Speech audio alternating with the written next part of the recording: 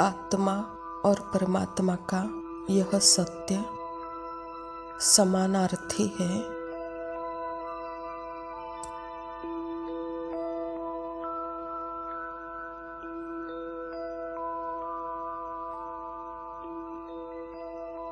जिसने इसको सुनकर 100% एक्सपेक्ट किया, स्वीकार कर लिया,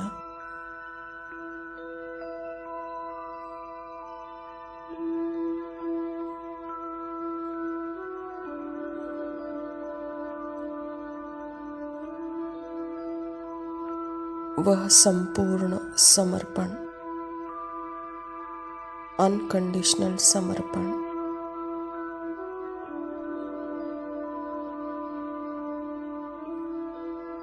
नेचुरल और नॉर्मल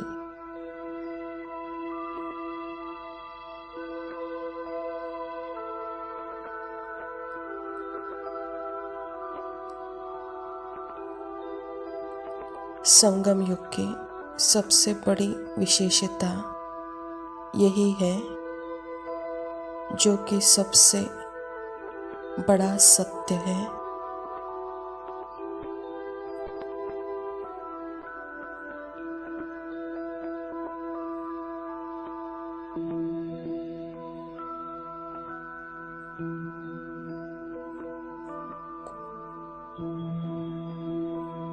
जिस तक इतनी आसानी से पहुंचा जा सकता है, उपयोग किया जा सकता है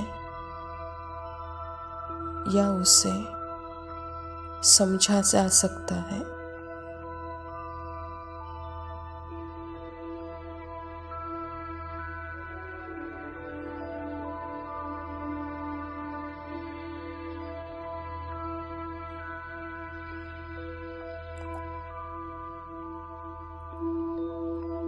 और आत्मा को भी पता चलता है कि मैं खुद भी मास्टर सत्य हूँ।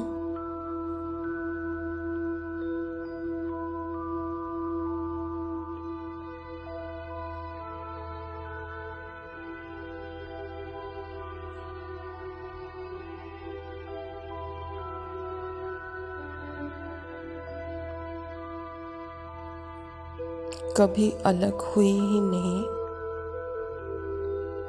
यही सत्य है। परमात्मा से कभी अलग हुई ही नहीं।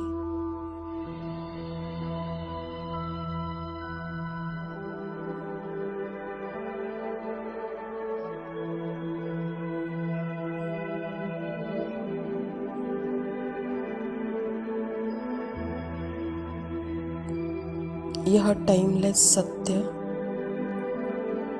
इसको ही कहते हैं संगम युग।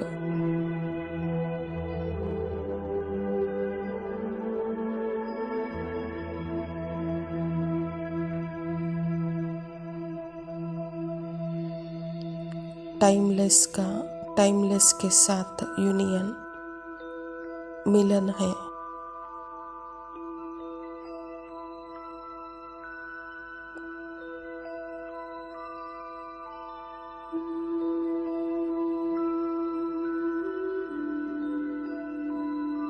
यहाँ टाइम मर्ज हो जाता है।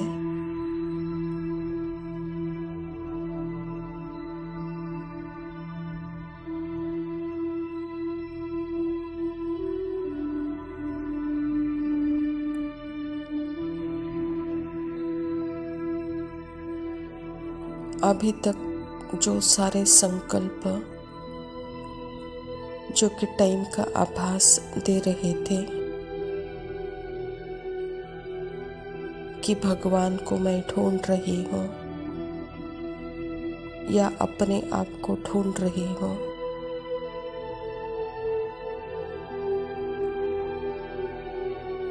यह संकल्प सेपरेशन और डिस्टेंस का आभास देते हैं।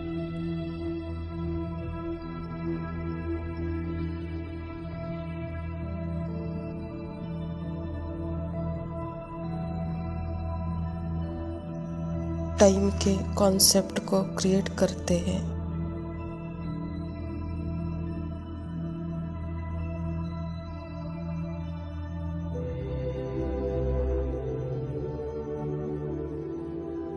मगर संगम युग मतलब टाइमलेस यूनियन, यानी एक ऐसा मिलन, एक ऐसा संबंध, एक ऐसा संग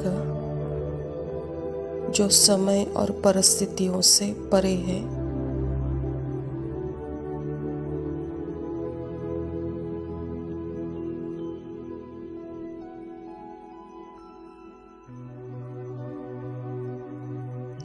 और जिसके प्यार में, संबंध में, संग में गहराई और मजबूती है, वह आत्मा और परमात्मा का संबंध।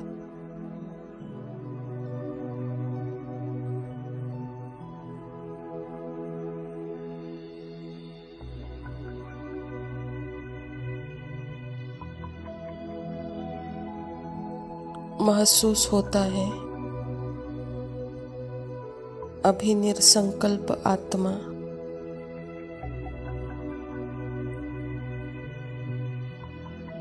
अपने पूरे महसूस में है।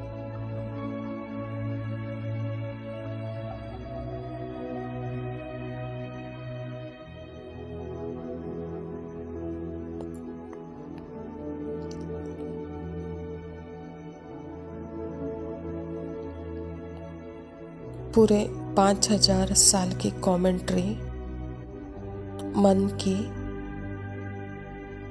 एक बिंदु में खत्म कर दिया।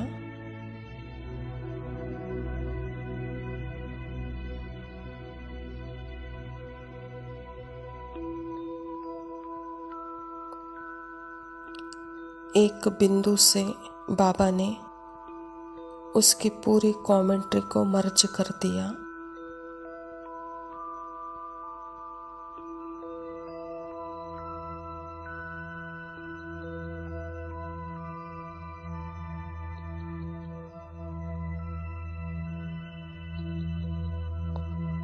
बस अपने को आत्मा समझो और मुझे याद करो।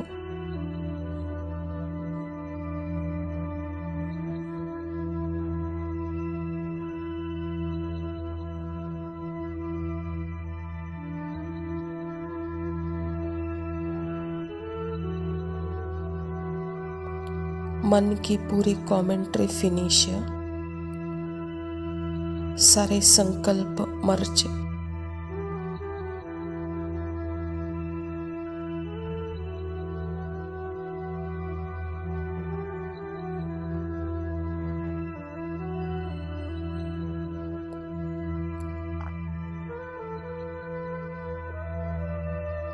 फिर संगम युग में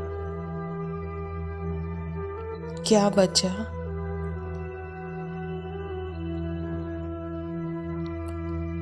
सिर्फ पीछे सत्य है।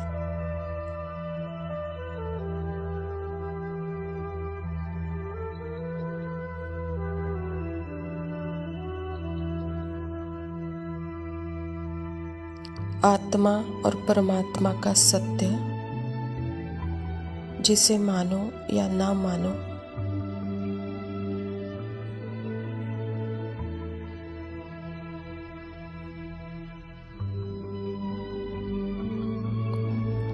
आपके मन की मानने से सत्य बदल नहीं जाएगा।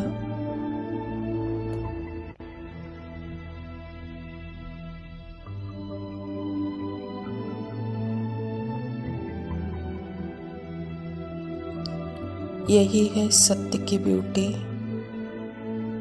कोई भी आत्मा मन के वश होकर कितना भी हिंसक पार्ट बजा रही हो, पर सत्य तो सत्य ही है। स्वप्न और सत्य एक नहीं है।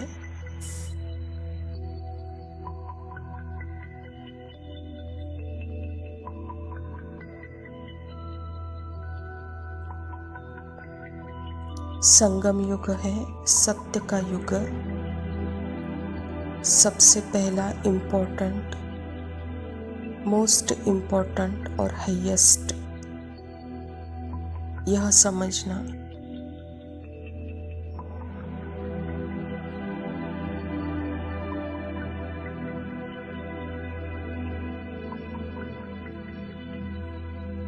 सतयुग में भी इतना सत्य नहीं है जितना संगम में है।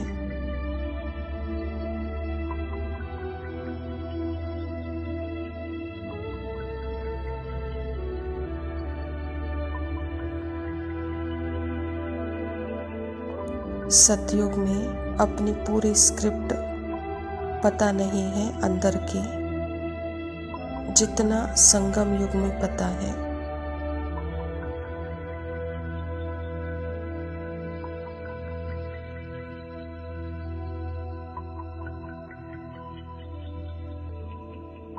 परमात्मा का पता है, अपना पता है, अपने पूरे बीज और झाड़ का पता है।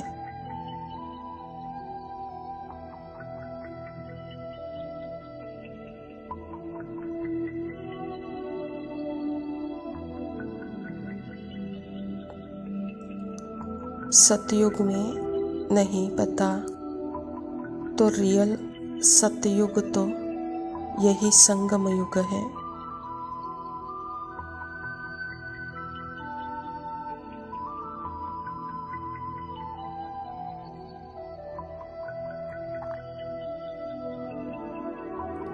संगम युग टाइमलेस पीरियड, टाइमलेस सत्य का पता है।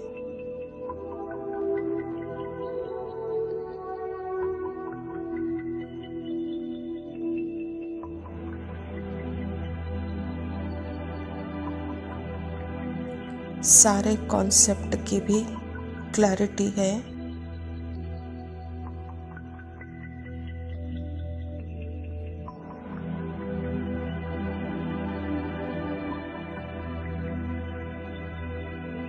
टाइम के भी कॉन्सेप्ट की, संकल्पों से बनी हुई दुनिया के कॉन्सेप्ट की क्लैरिटी मात्र संगम युग में ही है।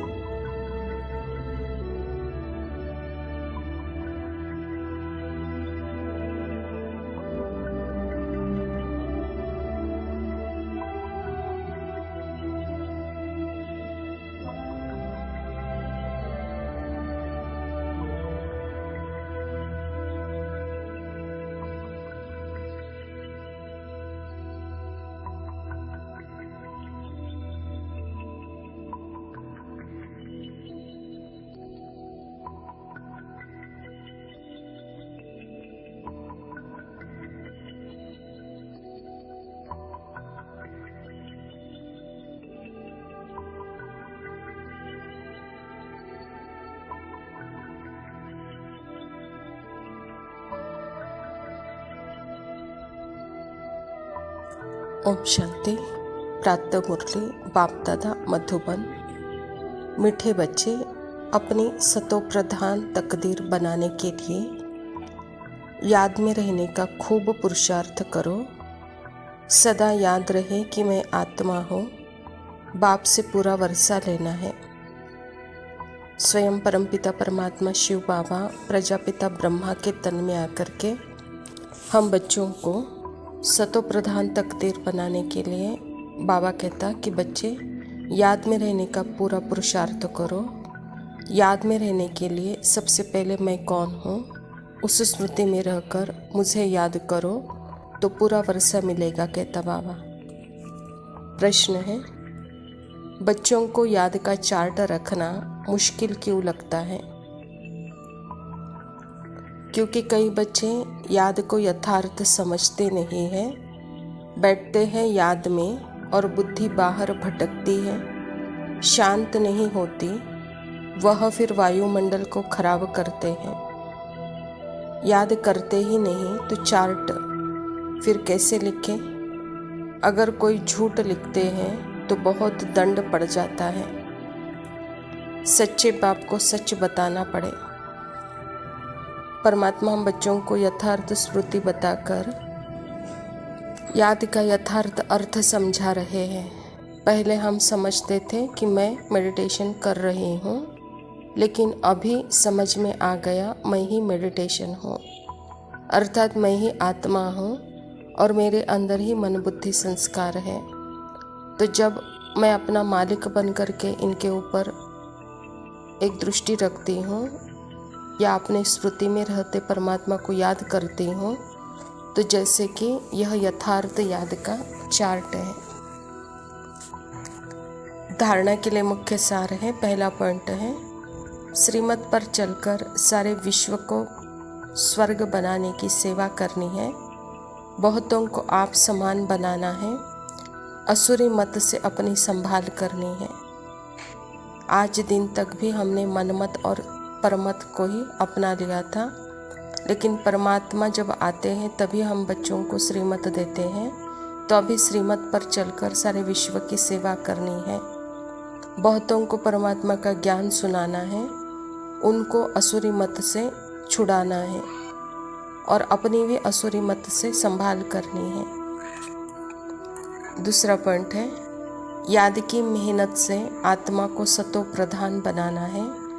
सुदामा मिसल जो भी चावल मुट्ठी है वह सब सफल कर अपनी सर्व कामनाएं सिद्ध करनी है। याद अर्थात ही यथार्थता, समझ, अपने ऊपर अटेंशन, अपने साथ ही रिलैक्स करना और इसी अवस्था में अपना सब कुछ परमात्मा को अर्पण कर देना, सफल कर देना, जिससे सर्व कामनाएं सिद्ध हो जाएगी।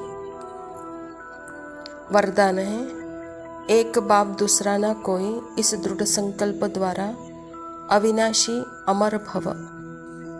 बाबा कहता, जो बच्चे यह दृढ़ संकल्प करते हैं कि एक बाप दूसरा ना कोई, उनकी स्थिति स्वतः और सहज एकरस हो जाती है।